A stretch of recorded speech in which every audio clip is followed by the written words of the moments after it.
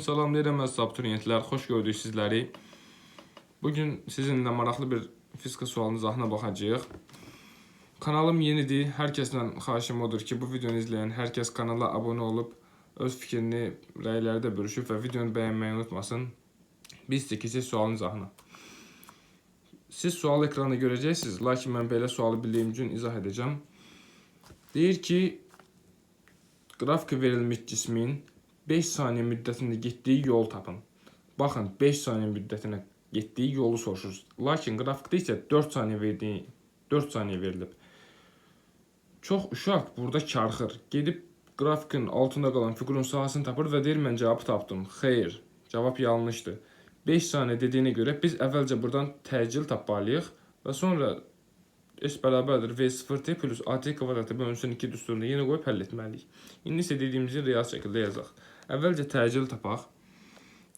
A bərabərdir V çıxılsın V0 bölünsün T. Bu da bərabərdir. 26-dan 10 çıxdıqda 16, 4-ə böldükdə 4 metr bölünsün saniyanın kvadratı. Ardından S bərabərdir V0t plus AT kvadratı bölünsün 2. Bərabərdir. Kəmiyyətləri yerinə qoysaq. V0-mız 10, zamanımız 5. Onu 5-ə vurduqda 50 üzərinə gəlinsin. Təcilimiz 4 tapmışıq. 2-yə böldükdə 2 vurulsun. Zamanımız 5 kvadrat 25. 2-ni 25-ə vurduqda 50, üzərində 50 gəldik deyilir 100 metr. Cavabımız oldu 100 metr.